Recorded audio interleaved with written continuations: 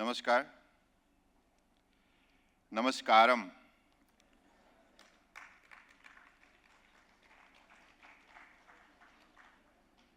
Ella Bharukam Shukham Alle. Is it okay?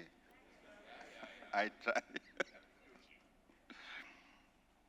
Because I love Kerala, its people, its civilization, culture, heritage, everything.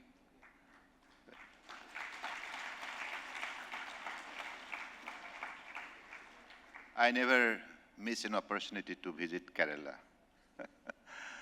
I believe this might be I remember more than 15 times I visited Kerala since 2014, because when I was bestowed the responsibility of carrying out the functioning of Ministry of Sports and Youth Affairs and Skill Development. So that time, we had to organize national games at Kerala. So with that responsibility, I had to repeatedly visit and had the invaluably interactive session with the Honorable, those days, Chief Ministers and Council of Ministers. And it was a grand success. I still remember that.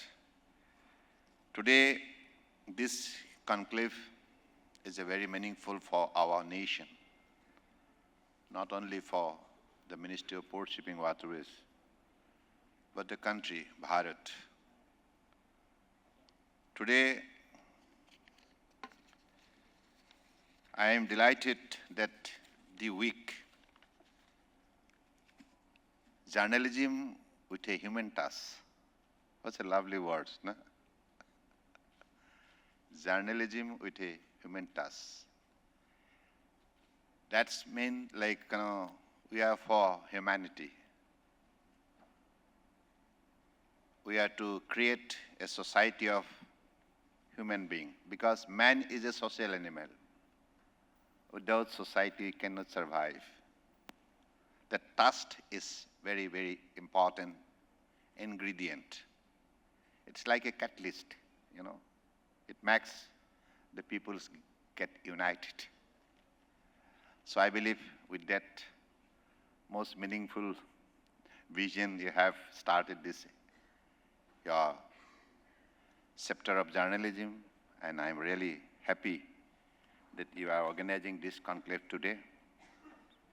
Here we have the kind presence of respected Sri Philip Matthewji, the editor of the week and Malayala Manorama, and respected Madam Srimati Bina Matthewji, respected Sri Riyat Matthewji, Chief Associate Editor and Director, The Week, respected Madhu Nayarji, the Chairman and Managing Director, Cochin Shipyard Limited, and we have respected B. Kashi Viswanathanji, the Chairman of Cochin Port Authority, respected Madam Dibba S. Ayarji, Managing Director, Vizhingham Port Limited, respected participant, distinguished guests, ladies and gentlemen, and my student friends. I have a written speech, please bear with me. I'm not good in reading, but I try to communicate you. Kerala's relationship with the sea is as old as history itself. From the ancient port of Muziris, which connected our shore to Rome, Greece, Arabia, and China, to the modern international ports that now anchor our economy. The waves of the Arabian Sea have carried not just trade, but also culture, knowledge, prosperity to this land. Last year, we conducted a very successful maritime conclave at Chennai, which brought together various important stakeholders and eminent minds to deliver upon vital aspects concerning our maritime sector. Carrying forward the thought expressed and ideas shared on various forums, including the first editions of the Week Maritime Conclave at Chennai, we have taken decisive steps towards achieving the vision laid out by Honorable Prime Minister Narendra Modi ji. Coupled with the vision of making India a Vikasit Bharat and Atmanirbhar Bharat, a $30 trillion economy, we also wish to make India a global maritime superpower by 2047. For reforms to be initiated, you need a vision. The previous dispensation sadly had no vision for the maritime sector also. It once again required the dynamic leadership of our Honorable Prime Minister to create a grand vision for reviving our maritime sector, for restoring our maritime sector to the glory it had witnessed over 5,000 years ago as the leading maritime nations of the world. From no vision of the UPA regime, our Prime Minister gave us two grand visions: the Maritime India Vision 2030, the Amritkal Maritime Vision 2047. Under the Maritime Amritkal Vision 2047, aligned with Blue Economy principles, which lays a long-term roadmap to transform India's maritime sector, investment in the sector is being scaled up to rupees 80 lakhs crore. Millions of employment would be generated as a result of far-reaching developmental outcome of this vision. Laws in the form of updated, globally aligned, business-friendly, forward-looking legislations are the foundations of any aspirational economy. With the spirit, after extensive stakeholder consultation, discussion, and deliberation, and in the spirit of cooperative federalism, we recently enacted 5 landmark legislation forever altering maritime landscape of the nation, establishing a strong, business, environment-friendly, globally aligned legislative framework. Friends, financial reform should also go hand in hand with legislative reforms for holistic growth of any sector. DGA, Union budget provided a strong impetus for the faster growth of our maritime sector by way of several path-breaking budget announcements. Never in the history of Union budget has so much support been given to the maritime sector. Maritime Development Fund with a corpus of rupees 25,000 crores, the new shipbuilding financial assistance policy, capability and capacity development in shipping sector, extension of tonnage tax scheme to inland vessels, extension of basic custom duty exemption on import material for shipbuilding and shipbreaking, conferring infrastructure status to large ship, facilitations of shipbuilding cluster. This transformative announcement contains the thrust to propel our maritime sector to a new height. These are very soon going to get formal approval, laying out a comprehensive ecosystem for setting up of a robust and vibrant shipping sector in our nation. Friends, our Honorable Prime Minister launched the flagship Sagarmala program for comprehensive development of our ports, coastal and inland waterways sector in 2015. Currently, there are about 840 projects worth an investment of around rupees 5.8 lakhs crore for implementation under the Sagarmala program of the Ministry of Port Shipping Waterways by 2035. 272 projects worth rupees 1.41 lakhs crore have already been completed. 217 projects worth rupees 1.65 lakhs crores are under implementation. Work for building the largest port of the nation and also one of the top 10 container ports of the world, Vadhavan Port, is progressing smoothly. Once completed, This rupees 76,000 crores project and a new township adjoining the port will have the capacity to generate 12 lakhs new employment opportunities.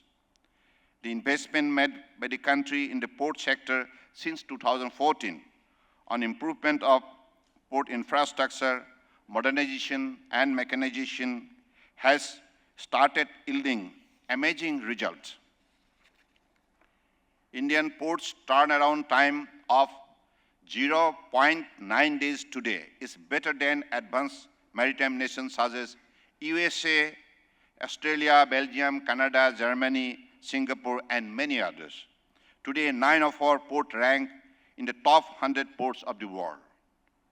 We initiate various reforms to ensure that a large chunk of India's cargo moves by inland and coastal waterways as green mode of transport as the world looks at ways to reduce carbon emission.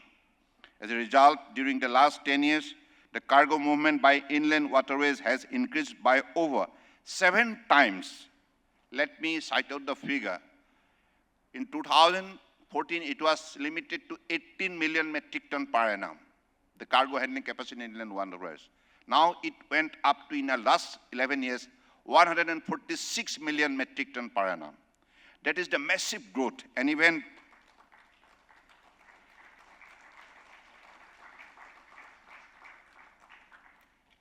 by over 150% in coastal waterways.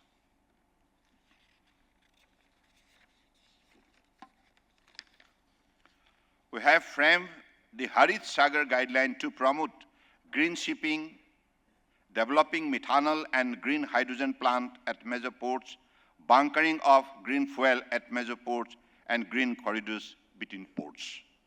The commissioning of the 1 megawatt module of green hydrogen plant by Dindal Port Authority, Kandla, in July this year, within just 4 months of the foundation stone laying of 10 megawatt plant by Honorable Prime Minister, reflect a new benchmark for implementation in India's green hydrogen ecosystem.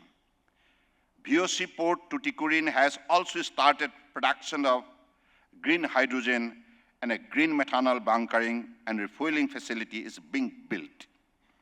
Aligned with the proposed coastal green shipping corridor between Kandla and Tuticorin, the initiative is expected to position VOC Port as a key green bunkering hub in South India. The Hong Kong Convention for Safe and Environmentally Sound Recycling of Ship has come into force in June 2025, and India is a party to the convention. Our ship recycling yards at Alang in Gujarat have upgraded their facility to comply with the convention and are in a strong position to become a preferred destination for global fleet owners to recycle ships in an environmentally sound manner. The investment requirement in our maritime sector will run into several lakhs of crores in the coming years. Thus, for investors, innovators, and global partners, India offers an unmatched combination: strategic location, robust policies, skilled manpower, and growing demand. Kerala, with its rich maritime heritage and vibrant coastal communities, is uniquely positioned to lead India's blue economy vision. Today, when we look at Kerala's maritime achievement, we see a legacy of both tradition and transformation. Vizhinjam International Seaport in Thiruvananthapuram, India's first fully automated transshipment port, has successfully handled more than 10.63 lakhs TEUs and berthed more than 483 ships since it became operational last July. Special thanks to the managing director sitting here, Dibbaji. Because of their team dedicated effort, this has come into true. This is a shining example of the huge potential which Kerala possesses. Kerala has given India some of its finest seafarers, shipbuilders, and maritime professionals. Cochin Shipyard one of the largest and most professional shipyards in the country, has built vessels that sail across the globe, from tankers and passenger ships to India's first indigenous aircraft carrier, INS Bikram, a shining symbol of Atmanirbhar Bharat. Please clap. Madhu Nair ji kahan chale gaye? He is the managing director, chairman. Under his leadership, whole team is working day and night with dedication and devotion and full of their commitment. New international collaborations are being undertaken by CSL for shipbuilding and ship repair, which will result in huge investment and creation of thousands of new employment opportunities very soon. The Cochin Port, with its modern container transshipment terminal at Vallarpadam, is a hub of trade connecting India to global market. We are coming up with plans for further expansion of Cochin Port very soon. We are now planning outer harbor to be developed in this particular distinct port. So planning is on, and this chairman sitting here is also working day and night to suck out a proper plant. Equally remarkable is the growth of Kerala ports, whether they be Kollam, Bepur, or Ajikal ports. They all have immense potential for growth. Together, these facilities are making Kerala a true maritime gateway of India. Under the flagship initiative of Sagarmala, 54 projects worth around rupees 24,000 crores have been taken up for implementation in the state of Kerala, of which 20 projects worth more than 5,300 crores have been completed, and 34 projects worth around rupees 18,600 crores are under implementation. This included fishing harbour project at Kannur, Thrissur, and modernization of fishing harbour at Kochi, which benefit thousands of fishermen of Kerala. Kochi is home to the country's water metro and the largest integrated water transport initiative in Asia, transporting thousands of passengers every day. Cochin Shipyard Limited has already delivered 20 out of 23 electric hybrid vessels for the first phase of the project. Upon full operation, it will link Cochin's 10 island communities to the mainland using a fleet of 78 vessels across 38 terminals and 16 routes covering 76 kilometers. National Waterways 3 in Kerala holds immense potential for cargo as well as cruise tourism. Inland Waterways Authority of India is constructing a navigation lock at Trikona, Puja, at a cost of rupees 76 crores, which will be completed next year. This will facilitate seamless movement of large inland vessels between Kochi and Kollam. The International Cruise Terminal at Cochin Port handle 105 cruise vessels and welcome 139,781 cruise passengers during the last 3 years. Kerala, known for its excellent tourism initiative, can tap into the fast-growing cruise tourism sector too. We are planning to upgrade the existing cruise terminal at Cochin Port to make it a global and ultra-modern cruise terminal very soon for Kerala. The fourth edition of the flagship global event of this ministry is being organized as the India Maritime Week 2025 at Mumbai from 27 October till 31st October this year. It is already attracting enhanced global participation and remarkable new business interest in our maritime sector. I invite all the stakeholders from the shipping, port, and allied sector to wholeheartedly participate in IMW 2025 and benefit from the vast scope of connection and collaboration. I also urge upon all our maritime stakeholders to focus your attention on the global challenges which our nation will need to face during our journey for global maritime leadership. beginning from geopolitical uncertainties concerning global supply chain management, IMO, decarbonization and green shipping target, technological disruption such as cybersecurity challenges to port, IT system, dependence on foreign shipping or financing, global seafarer welfare issues, blue economy and sustainability pressures. These are some issues which needs to be debated and deliberated upon seriously by all of you as important stakeholders in our maritime sector. A new, vibrant and modern era of maritime glory is finally blazing upon our nation, which will propel us on a voice towards an Atmanirbhar and Viksit Bharat. I hope all the participants of this summit had 2 days invigorating and fruitful discussion. Let me once again thank the WIC and the Malayala Manorama Group for successfully organizing the second edition of the Maritime Summit at Kochi, Kerala. With these few words, I want to conclude, but before that, here we have the bright student present. And please stand up from your own chair.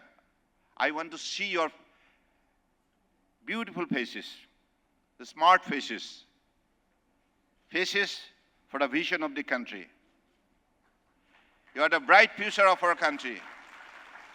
So whatever conclave, whatever assembly, whatever parliament discussing about this kind of issues concerning maritime sector, maritime voice, maritime trade, maritime industry, maritime skill, maritime knowledge, maritime wisdom, all for your future. Believe me, we are trying to make your future bright and brighter because Maritime Ambedkar Vision 2047, it is meant for you. Because your age may be 21, 20. You just add another 25. Just try to imagine when India will introduce herself as the self-reliant nation, as the most developed nation in the world by 2047.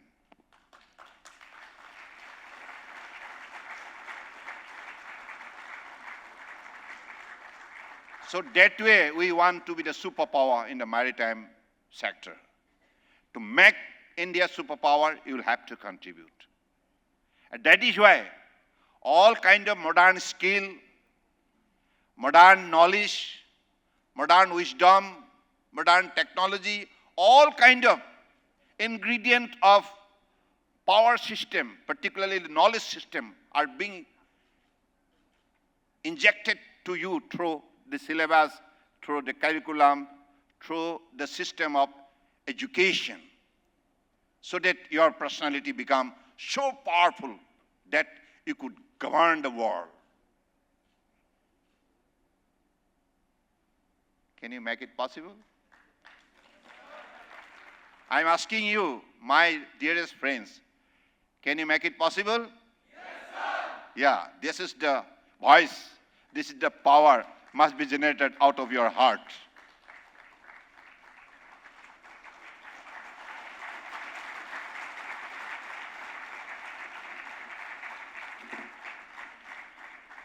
So with this, I'm sincerely thankful to all the, respected stakeholders who have participated, who have made this particular 2 days event a grand success.